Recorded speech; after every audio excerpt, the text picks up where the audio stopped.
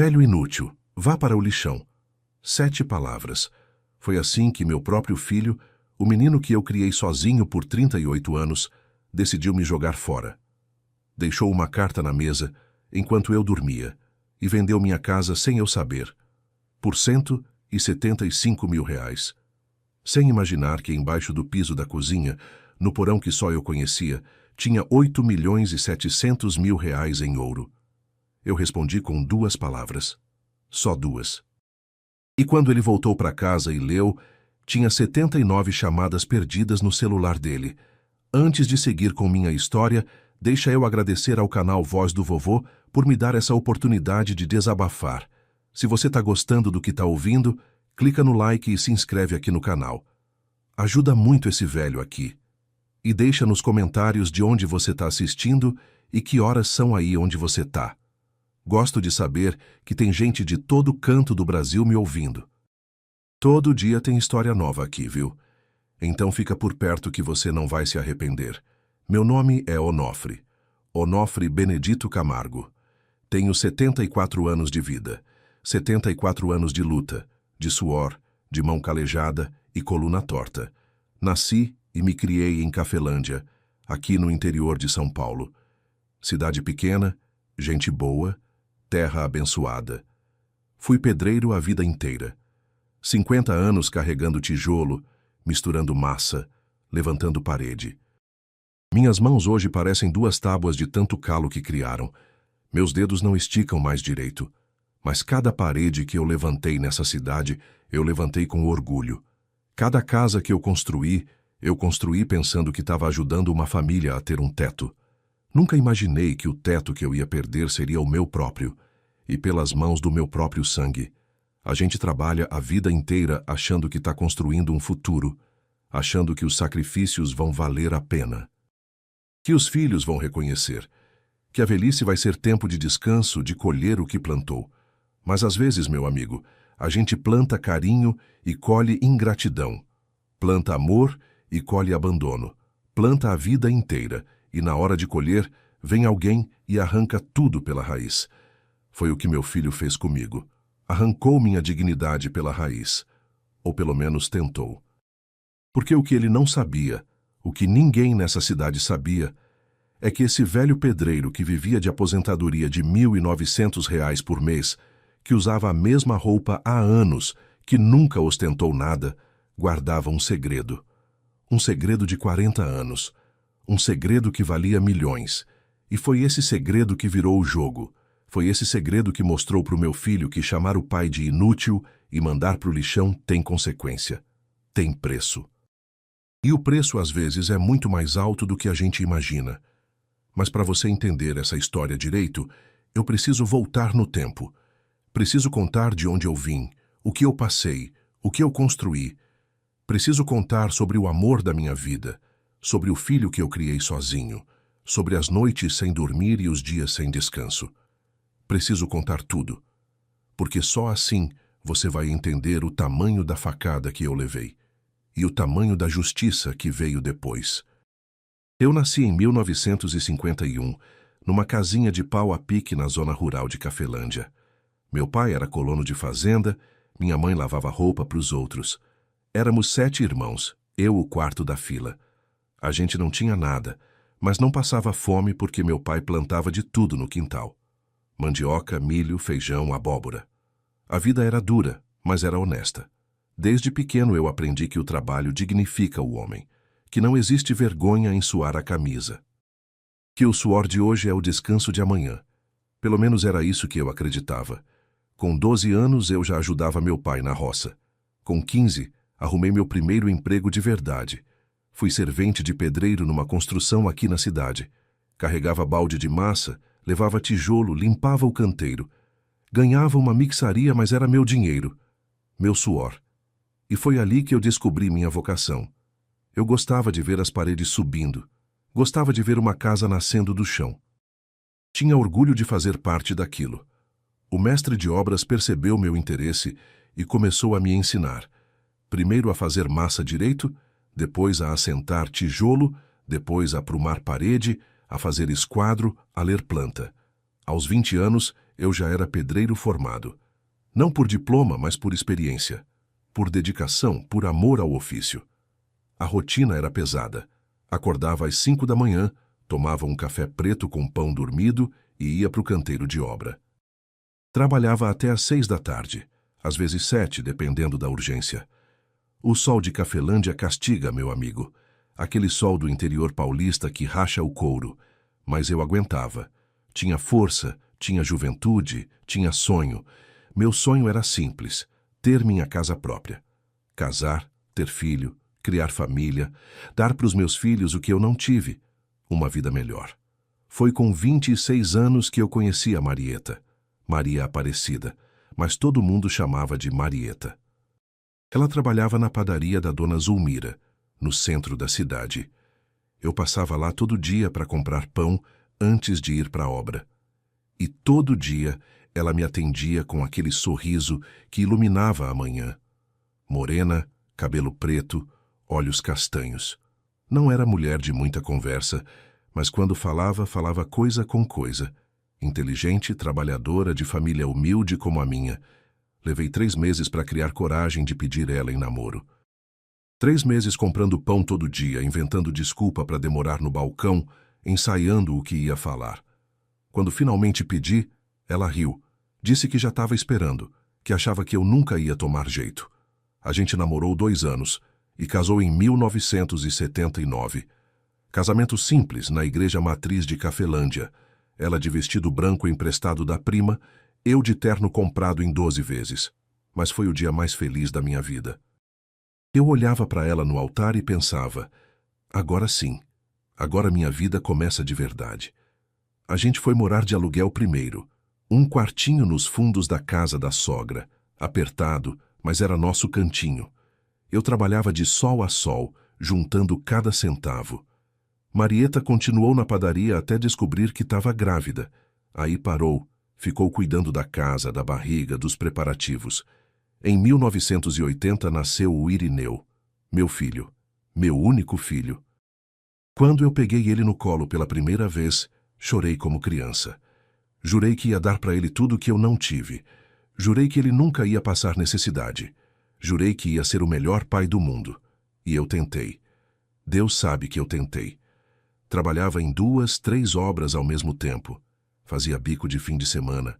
Consertava telhado, construía muro, pintava casa. Tudo para juntar dinheiro. Tudo para dar uma vida melhor para o meu menino. Quando ele tinha 5 anos, eu consegui comprar um terreno. Pequeno, mas era meu. Escriturado no meu nome. Comecei a construir nossa casa nos fins de semana, nas folgas, tijolo por tijolo, com minhas próprias mãos. Demorei 3 anos para terminar. 3 anos de sacrifício. Mas quando ficou pronta, valeu cada gota de suor. Era simples, mas era nossa. 3 quartos, sala, cozinha, banheiro, quintal com pé de manga e jabuticaba. O Irineu tinha 8 anos quando a gente se mudou. Ele corria pelo quintal feito doido, feliz da vida. E eu olhava para ele e pensava: valeu a pena. Todo sacrifício valeu a pena. Mas a vida, meu amigo, a vida não deixa a gente ser feliz por muito tempo. Parece que ela tem inveja da nossa alegria. Poucos meses depois que a gente se mudou para casa nova, a Marieta começou a passar mal. Cansaço demais, falta de ar, dor no peito. Eu insistia para ela ir no médico, mas ela dizia que era só fraqueza que ia passar, até que um dia não passou. Ela estava lavando louça na cozinha quando caiu. Caiu e não levantou mais. Doença cardíaca isquêmica, disseram os médicos. O coração dela estava fraco há tempo, mas ela nunca soube. Nunca sentiu. Ou sentiu e escondeu de mim para não me preocupar. Era a cara dela fazer isso. Pensar nos outros antes de pensar nela. Enterrei minha Marieta num dia de chuva. Chuva fina, daquelas que parecem lágrima do céu. O Irineu tinha 8 anos. Não entendia direito o que estava acontecendo. Perguntava quando a mãe ia voltar. E eu não sabia o que responder. Como é que você explica para uma criança que a mãe não vai voltar nunca mais? Como é que você explica que agora é só você e ele contra o mundo? Eu podia ter me casado de novo. Apareceu mulher interessada, não vou mentir. Mas eu não quis. Não quis por causa do Irineu. Tinha medo de trazer uma madrasta para dentro de casa e ela maltratar meu filho. Tinha medo de dividir minha atenção. Então, decidi criar ele sozinho. Eu era pai e mãe. Acordava cedo para fazer café, preparava a marmita dele para a escola, lavava roupa, passava, cozinhava, depois ia para o trabalho. Voltava de noite, ajudava ele com a lição, dava banho, colocava para dormir. E no dia seguinte, tudo de novo. Foi assim por anos, por décadas. Minha vida era trabalho e meu filho. Só isso. Não tinha lazer, não tinha descanso, não tinha nada para mim. E eu não reclamava. Fazia com amor, porque ele era tudo o que me restava da Marieta. Era a continuação dela. E eu ia cuidar dele até o último suspiro. Os anos foram passando. O Irineu cresceu, estudou, se formou no colegial. Não quis fazer faculdade, disse que queria trabalhar logo. Arrumou emprego de vendedor numa loja de móveis aqui em Cafelândia. Ganhava razoável, dava para o gasto. Com 24 anos ele conheceu a Débora, moça bonita, bem arrumada, trabalhava de manicure num salão do centro. Namoraram 1 ano e casaram. Eu dei a maior festa que pude. Paguei o buffet, a decoração, ajudei nos preparativos. Queria ver meu filho feliz. Queria ver ele construindo a família dele como eu construí a minha. Mas desde o começo eu percebi que a Débora era diferente. Ela olhava para as coisas com cobiça, perguntava quanto custava tudo. Ficava comparando o que ela tinha com o que os outros tinham. Reclamava que a casa deles era pequena, que o carro era velho, que o salário do Irineu era pouco. E o Irineu, que sempre foi meio influenciável, foi mudando junto. Foi ficando mais distante, mais frio. As visitas aqui em casa foram diminuindo. Antes ele vinha todo domingo almoçar comigo.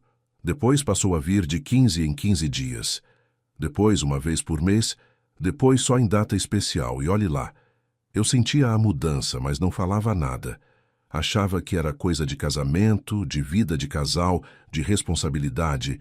Achava que com o tempo ia melhorar. Mas não melhorou, só piorou. A Débora envenenou meu filho contra mim. Não com palavras diretas, mas com indiretas, com comparações, com cobranças. Seu pai tem casa própria e a gente paga aluguel. Seu pai podia ajudar mais. Seu pai é avarento, não divide nada. Eu ouvia esses comentários às vezes quando ela achava que eu não estava prestando atenção, e doía. Doía porque eu tinha dado tudo o que podia, tudo o que eu tinha. Mas para ela, nunca era suficiente. O que ela não sabia, o que ninguém sabia, é que eu tinha um segredo. Um segredo que eu guardava há 40 anos. Um segredo que ia mudar tudo. Para entender esse segredo, eu preciso voltar mais no tempo ainda.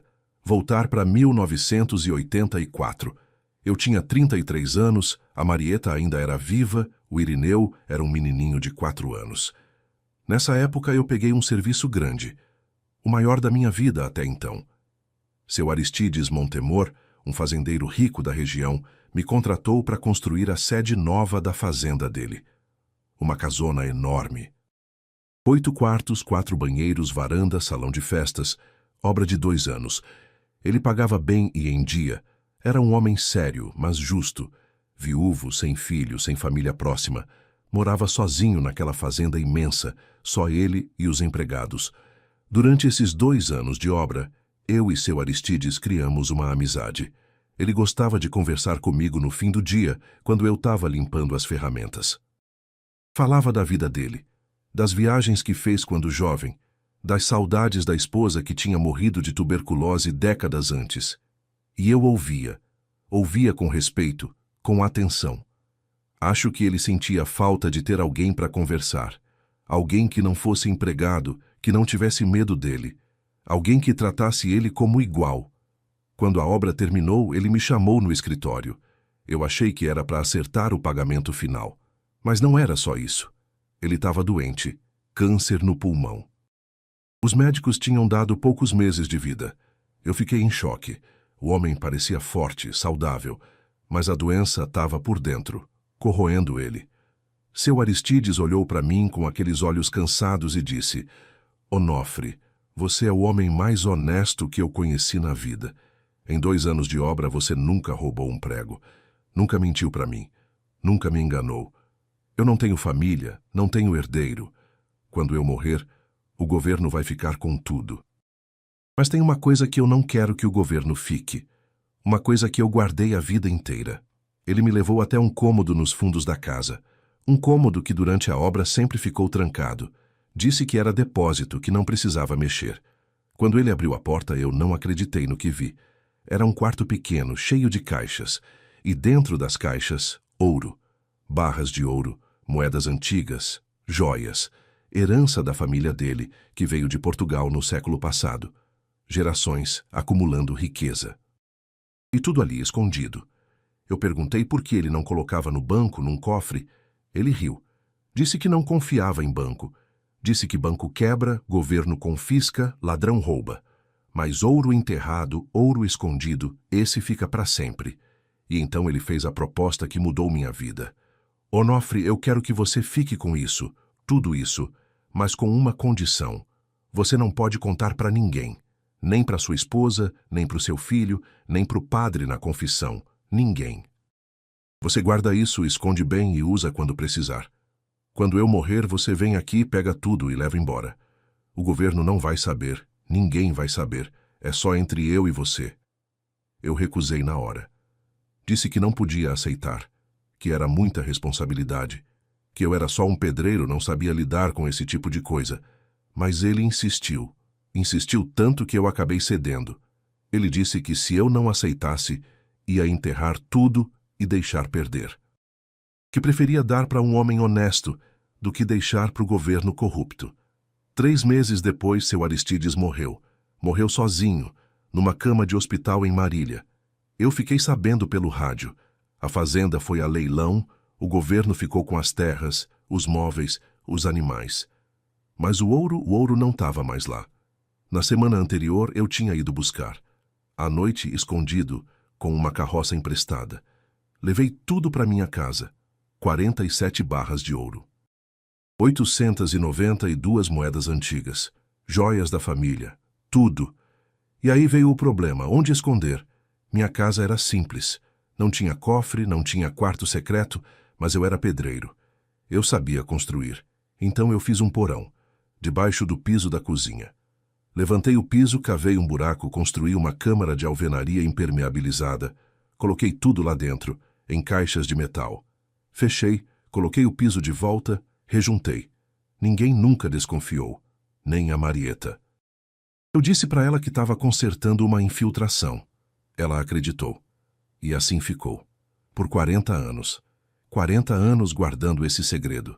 Às vezes eu abria o porão só para conferir se estava tudo lá. Tava. Sempre estava. O ouro não estraga, não apodrece. Fica ali, esperando. E eu pensava, quando eu morrer, o Irineu vai encontrar. Vai ser a herança dele. A herança que eu nunca pude dar em vida, porque não podia contar o segredo. Mas o Irineu não quis esperar eu morrer. O Irineu, ou melhor, a Débora, decidiu que eu já tinha vivido demais. Foi em outubro de 2024, outubro passado. Eu tinha completado 74 anos em agosto.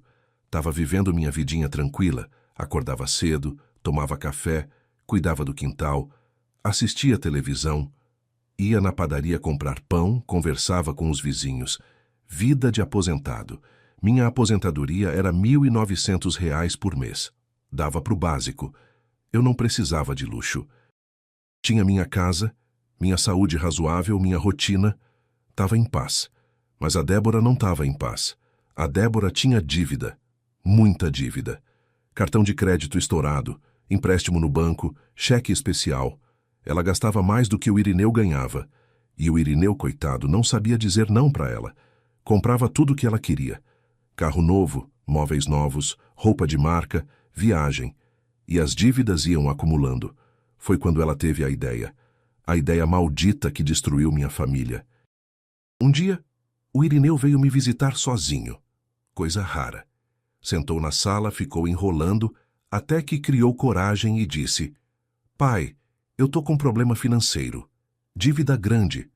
Tô pensando em vender minha casa para quitar. Mas aí vou ficar sem onde morar. Será que o senhor não podia passar a sua casa para o meu nome, para eu vender e resolver minha vida? Eu fiquei em choque.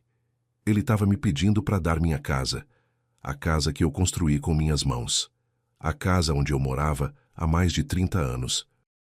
A casa onde a Marieta morreu, onde eu criei ele, minha casa, e eu disse não. Disse que não podia.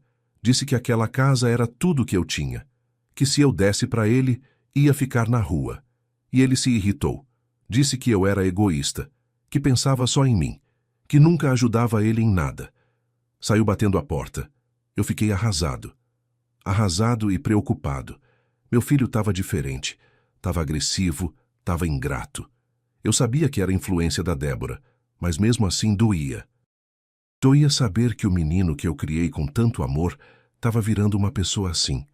Passou umas semanas e ele voltou. Dessa vez mais calmo. Pediu desculpa pela discussão. Disse que estava nervoso por causa das dívidas. Pediu para eu assinar uma procuração para ele poder resolver umas coisas em meu nome. Coisas de banco, de aposentadoria, de burocracia. E eu, tolo, confiei. Assinei. Não li direito, não perguntei detalhes. Era meu filho. Como eu ia desconfiar do meu filho? Mas a procuração era falsa. Quer dizer, minha assinatura era verdadeira, mas o conteúdo não era o que ele disse. Ele me fez assinar uma procuração ampla que dava poder para ele vender meus bens. E foi o que ele fez. Foi no cartório, registrou a procuração, colocou minha casa à venda. Sem me avisar, sem me perguntar. Vendeu por R$180 mil. Fechou por 175 mil à vista com um tal de Pantaleão, um aposentado viúvo que estava procurando casa simples para morar. Eu não sabia de nada. Não desconfiava de nada. Continuava minha vidinha cuidando da casa, do quintal, sem imaginar que aquela casa não era mais minha, que meu filho tinha vendido ela pelas minhas costas. Até que um dia acordei e encontrei uma carta na mesa da cozinha. Uma carta do Irineu. E o que estava escrito naquela carta, meu amigo, eu nunca vou esquecer. Nunca. Até o dia que eu morrer, aquelas palavras vão ficar gravadas na minha memória. A carta dizia assim: Pai, estou cansado de você. Você é um velho inútil que não serve para nada, só dá trabalho e não ajuda em nada. A sua casa foi vendida. Arrume suas coisas e vá para o lixão, que é seu lugar. Você nunca me deu nada na vida, só trabalho e sacrifício, mas nunca teve dinheiro para nada que prestasse.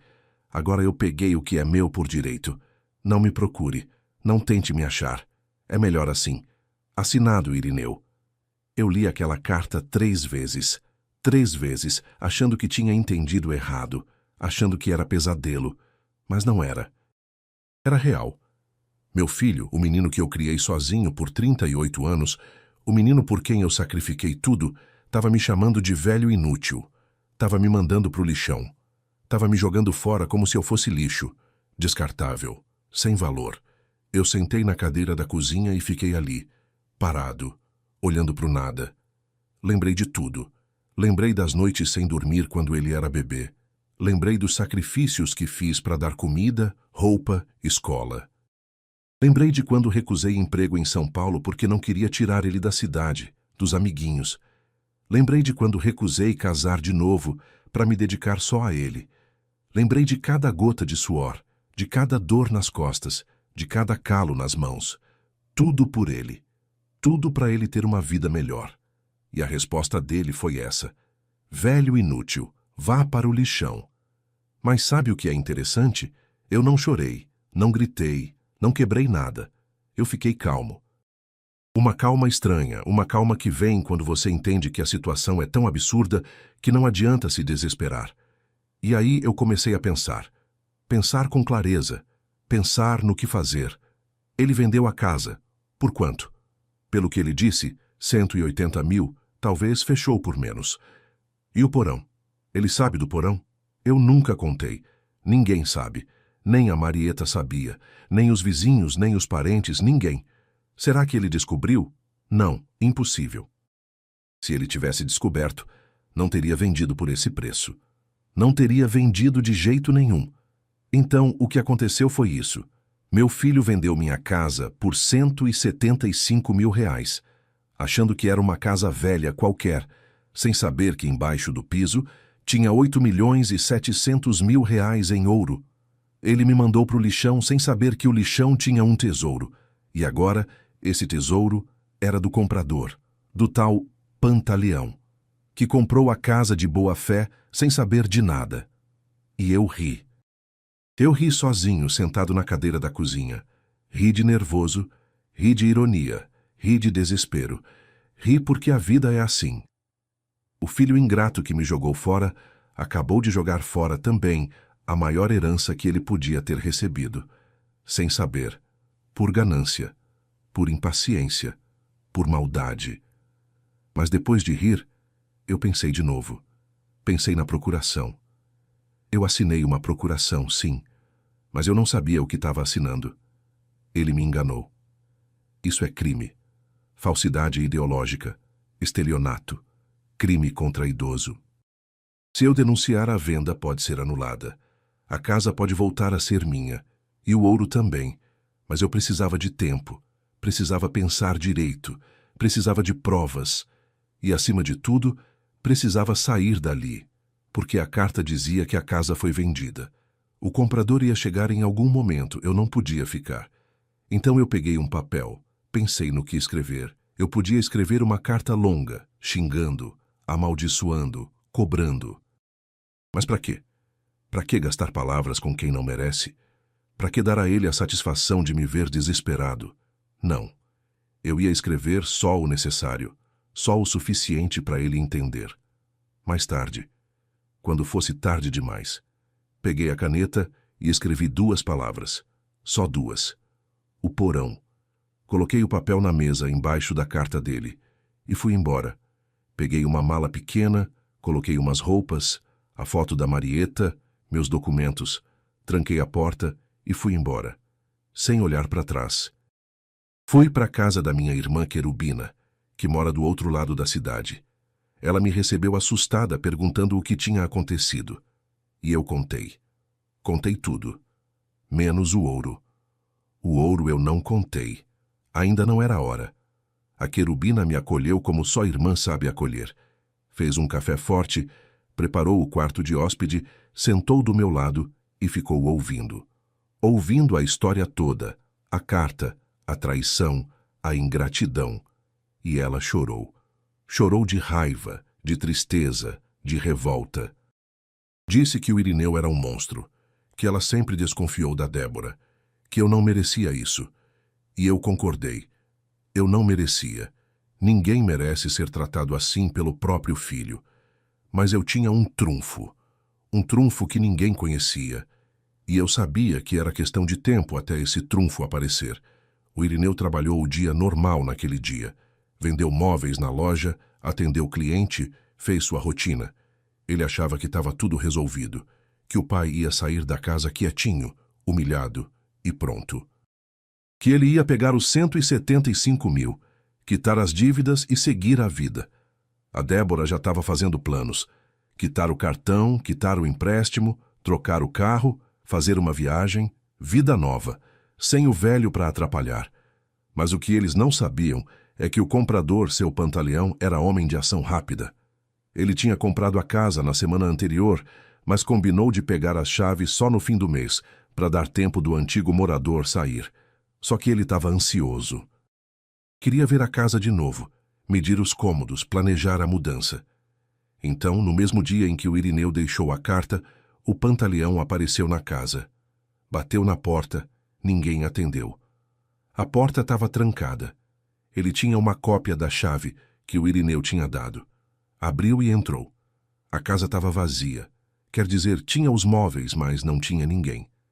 Ele achou estranho, mas não deu muita importância. Começou a andar pelos cômodos, imaginando onde ia colocar o sofá, a televisão, a cama. Até que chegou na cozinha. E aí ele notou uma coisa. O piso da cozinha estava diferente. Uma parte do piso parecia mais nova que o resto. Rejunte diferente, cor diferente. Ele ficou curioso. Era homem que trabalhava com construção também. Tinha sido mestre de obras antes de aposentar. Conhecia obra, conhecia piso. Ele bateu com o pé naquela parte do piso. e ouviu um som oco, diferente do resto, como se tivesse um espaço embaixo. Ele ficou mais curioso ainda. Pegou uma chave de fenda que tinha no carro, voltou e começou a levantar o rejunte, com cuidado para não estragar. Quando conseguiu tirar uma cerâmica, olhou para baixo e viu uma tampa de metal, uma tampa que cobria um alçapão. O coração dele disparou. Ele abriu a tampa e deu de cara com uma escada de concreto descendo para um porão que não estava na planta da casa, um porão secreto. Ele desceu, acendeu a lanterna do celular, e o que ele viu fez ele perder o fôlego. Caixas de metal. Dezenas de caixas. Ele abriu uma, barras de ouro. Abriu outra, moedas antigas. Abriu outra, joias. Ouro por todo lado. Riqueza que ele nunca tinha visto na vida. E estava ali, embaixo do piso da cozinha, na casa que ele tinha comprado por R$ 175 mil. Seu pantaleão tremeu. Não sabia o que fazer. Aquilo era legal? Era dele agora? Ou era do antigo dono? Ele precisava de orientação. Precisava de ajuda. Então fez a única coisa sensata. Ligou para a polícia. Em meia hora, a casa estava cercada de viaturas. Policiais, peritos, delegado. Todo mundo querendo ver o tesouro. A notícia se espalhou rápido. Vizinhos aglomeraram na calçada. Jornalistas apareceram.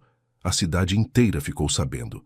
O pedreiro aposentado que morava naquela casa simples tinha um porão secreto cheio de ouro. E foi aí que as 79 ligações começaram. O Irineu estava no trabalho quando o celular dele explodiu. Primeiro a Débora, desesperada. Irineu, pelo amor de Deus, o comprador achou uma coisa na casa do seu pai. Depois vizinhos. Irineu, você está sabendo? Acharam ouro na sua casa. Depois números desconhecidos, jornalistas querendo entrevista, todo mundo ligando. E ele não atendia. O celular ficou no silencioso a tarde toda. Ele só foi ver quando saiu do trabalho. 79 chamadas perdidas. Ele ligou para Débora primeiro, e o que ela contou fez o mundo dele desabar.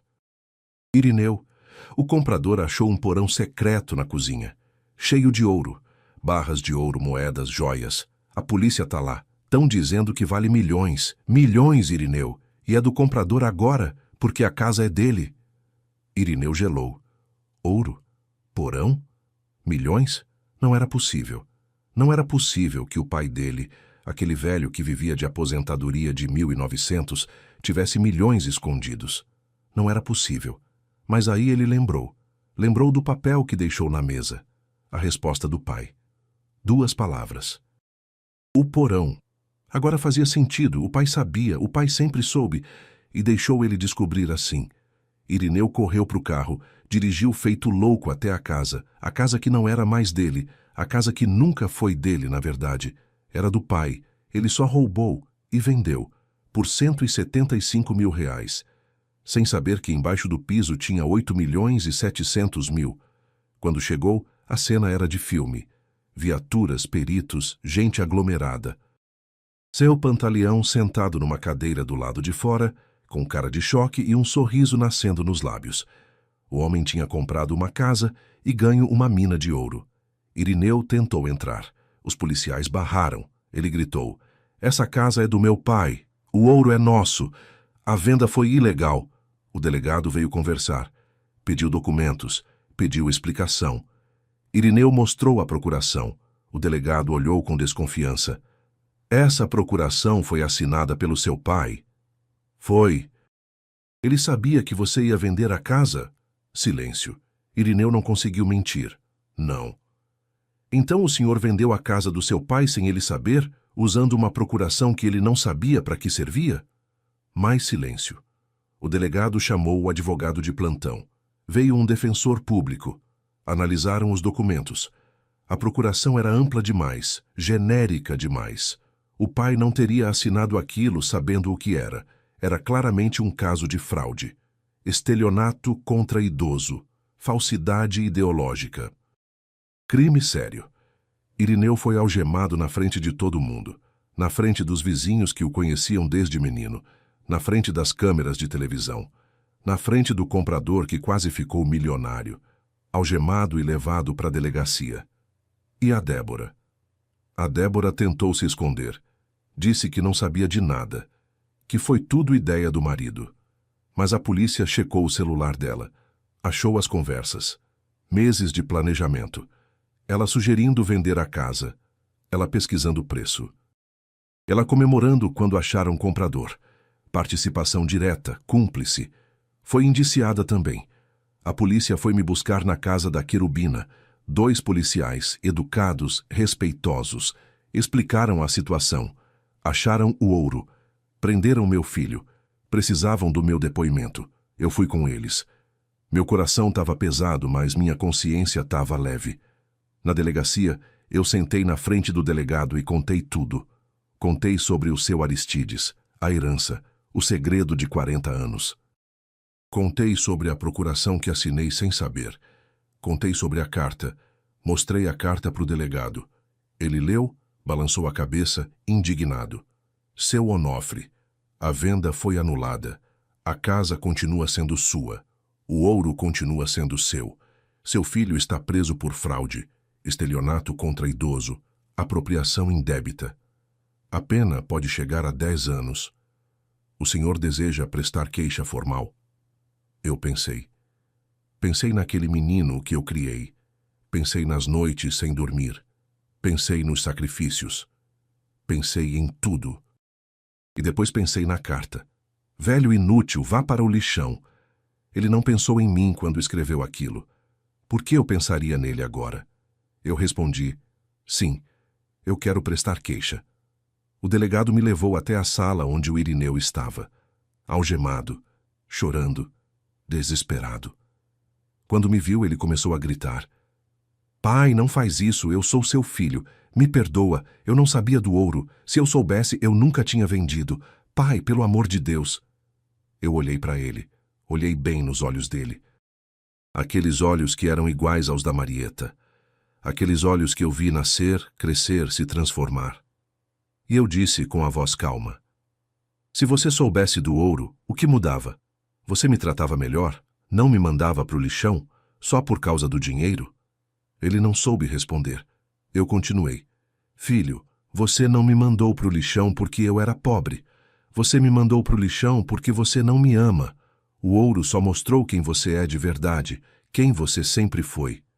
E saí. Saí sem olhar para trás. Do mesmo jeito que saí da minha casa naquele dia, sem olhar para trás. Os peritos contaram tudo. 47 barras de ouro, 5.200.000 reais. 892 moedas antigas, 2.100.000. Joias diversas, 1.400.000. Total, 8.700.000 reais. Tudo meu. Oficialmente, legalmente meu. O seu Pantaleão ficou decepcionado. Por algumas horas, ele achou que tinha ficado milionário. Mas a lei é clara. Compra de boa-fé não vale quando a venda é fraudulenta. A casa voltou para mim. Ele recebeu os 175.000 de volta corrigidos. Saiu no 0-0, mas sem o ouro. A notícia viralizou. Saiu em jornal, televisão, internet. Filho vende casa do pai por 175.000 reais sem saber que tinha 8,7 milhões no porão. Pai deixa bilhete de 2 palavras e filho é preso. Pedreiro aposentado era milionário escondido. Todo mundo comentando. Todo mundo querendo saber da história. E eu, de repente, tinha virado celebridade, coisa que eu nunca quis. O julgamento aconteceu 6 meses depois. Irineu foi condenado. Falsificação de documento, 3 anos.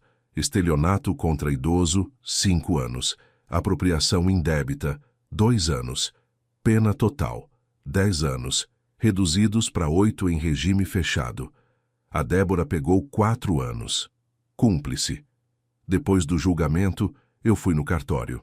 Fiz um testamento novo. Deserdei meu filho. Oficialmente, formalmente, legalmente. Ele não recebe 1 centavo quando eu morrer. A lei permite deserdar filho que atenta contra a vida ou a honra dos pais. Ele fez os 2. Os herdeiros agora são outros. Minha irmã Querubina, 2 milhões. O asilo de idosos de Cafelândia, 2 milhões. A igreja matriz onde eu casei com a Marieta, 1 milhão. O hospital da cidade onde ela morreu, 1 milhão. E o resto, 2.700.000, ficou comigo. Para viver bem. Finalmente. Depois de 74 anos de sacrifício. Já faz mais de um ano desde aquele dia. Outubro de 2024 parece que foi ontem, e ao mesmo tempo parece que foi há uma eternidade. Muita coisa mudou. Eu mudei. A vida mudou. Mas algumas coisas, as coisas que realmente importam, essas continuam iguais. Eu vendi aquela casa. A casa onde criei o Irineu, onde vivi com a Marieta, onde guardei o segredo por 40 anos. Não conseguia mais morar lá. Cada cômodo tinha uma lembrança. E agora, misturadas com as lembranças boas, tinham as lembranças ruins. A carta na mesa, a traição, a dor. Então vendi. Usei o dinheiro para comprar uma casa nova, bonita, confortável, perto da Querubina, com quintal, jardim, área de churrasqueira. Uma casa onde eu posso envelhecer em paz. Contratei uma cuidadora, Dona Aparecida, uma senhora viúva de 60 anos que precisava de trabalho. Ela vem todo dia, faz comida, limpa a casa, me faz companhia. Não porque eu precise de ajuda para tudo, mas porque é bom ter alguém por perto. É bom ter com quem conversar. É bom não se sentir sozinho. A Querubina vem me visitar toda semana. A gente toma café, joga baralho, fala da vida. Ela sempre foi minha irmã preferida, e agora mais ainda. Ela foi a única que me acolheu sem perguntar nada, a única que ficou do meu lado sem interesse. O dinheiro que deixei para ela, ela mereceu cada centavo. O asilo de Cafelândia usou os 2 milhões para reformar o prédio. Compraram camas novas, equipamentos médicos, contrataram mais funcionários. Agora os idosos de lá vivem com dignidade. Quando eu visito, eles me tratam como herói. Me chamam de Seu Onofre, o benfeitor. Eu fico sem graça, mas no fundo gosto. É bom saber que meu dinheiro está fazendo diferença. A igreja fez uma reforma também. Trocaram os bancos, pintaram as paredes, arrumaram o telhado. O padre fez uma missa em minha homenagem. Eu sentei no mesmo banco onde sentei no dia do meu casamento. Olhei para o altar e lembrei da Marieta de vestido branco. Lembrei da promessa que fiz. Até que a morte nos separe. A morte separou a gente cedo demais. Mas o amor, esse continua. O hospital comprou equipamentos novos. Aparelho de ultrassom, incubadora para UTI neonatal, ambulância. A diretora veio me agradecer pessoalmente. Disse que minha doação ia salvar vidas. Eu respondi que era o mínimo que eu podia fazer. O hospital cuidou da Marieta nos últimos dias dela. Cuidou de mim várias vezes também. Retribuir era obrigação. E a carta? A carta do Irineu, eu emoldurei. Coloquei num quadro, com vidro e tudo. Pendurei na parede do meu quarto. Estou cansado de você.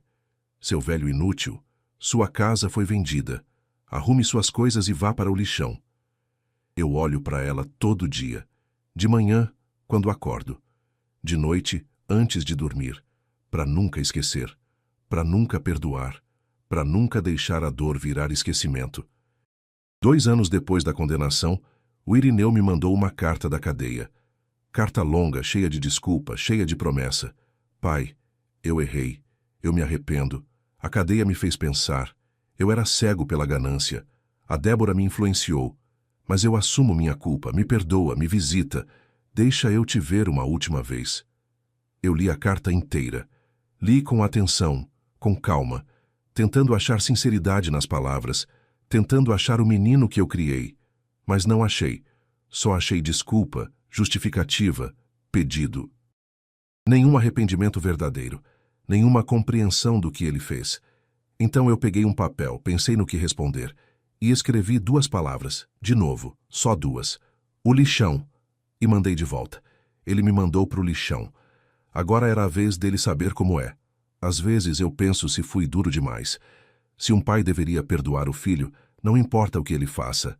Se o amor de pai é incondicional. E aí eu olho para a carta na parede. Velho inútil, vá para o lixão. E lembro que amor é via de mão dupla. Você não pode amar quem te odeia. Você não pode perdoar quem não se arrepende. Você não pode estender a mão para quem só quer te empurrar no abismo. Meu filho fez uma escolha. Escolheu o dinheiro. Escolheu a ganância. Escolheu a mulher errada. Escolheu me tratar como lixo. E toda escolha tem consequência. A consequência da dele foi perder o pai, perder a herança, perder a liberdade, perder tudo. Eu guardei ouro por 40 anos pensando em deixar para o meu filho. 40 anos de segredo, de cuidado, de planejamento, tudo para ele. E ele não teve paciência de esperar, não teve respeito de me perguntar, não teve amor de me tratar como gente. Me jogou fora vivo, como se eu fosse entulho de obra. Agora o ouro vai para quem me tratou bem, para quem me respeitou, para quem me amou de verdade. Minha irmã, o asilo, a igreja, o hospital, gente que nunca me chamou de inútil, gente que nunca me mandou pro lixão, gente que sabe o valor de um velho. Sabe, meu amigo, a velhice ensina muita coisa. Ensina que o tempo passa rápido demais, ensina que a saúde é o bem mais precioso, ensina que dinheiro não compra amor, ensina que família de sangue nem sempre é família de verdade, e ensina que às vezes 2 palavras bastam. 2 palavras para destruir, velho inútil. 2 palavras para revelar, o porão. 2 palavras para responder, o lixão. Meu filho escreveu uma carta inteira me humilhando. Gastou palavras, papel, tinta. Planejou, pensou, executou. E eu destruí a vida dele com 2 palavras. Só 2. Porque quando você sabe a verdade, não precisa de discurso, não precisa de explicação, não precisa de drama, precisa só de justiça. E a justiça, às vezes, cabe em 2 palavras. Eu tenho 76 anos agora. Não sei quanto tempo ainda me resta. Pode ser 1 ano, pode ser 10, pode ser 20. Só Deus sabe. Mas seja quanto for, eu vou viver em paz. Vou viver cercado de gente que me ama. Vou viver com dignidade, com conforto, com respeito. Vou viver como eu merecia ter vivido a vida toda.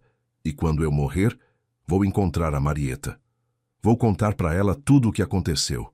Vou contar do ouro, do segredo, da traição, da justiça. E ela vai sorrir. Vai sorrir aquele sorriso que iluminava minhas manhãs. E vai dizer: você fez certo, Onofre. Você fez certo. Obrigado por me ouvir até aqui. De verdade. Foi bom desabafar. Foi bom contar minha história. Se você gostou, deixa seu like e se inscreve no canal. Ajuda esse velho a continuar contando as histórias que precisam ser contadas. E quem assistiu até o fim, comenta aí embaixo a palavra alçapão. Alçapão, que era onde estava escondido o segredo que virou a mesa. E não deixa de conferir as outras histórias aqui do canal. Aqui na tela tem 2 que eu tenho certeza que você vai gostar. Um abraço grande desse velho aqui. Que Deus abençoe cada um de vocês. E lembrem, respeitem os mais velhos. A gente pode parecer inútil, mas às vezes a gente guarda tesouros que vocês nem imaginam.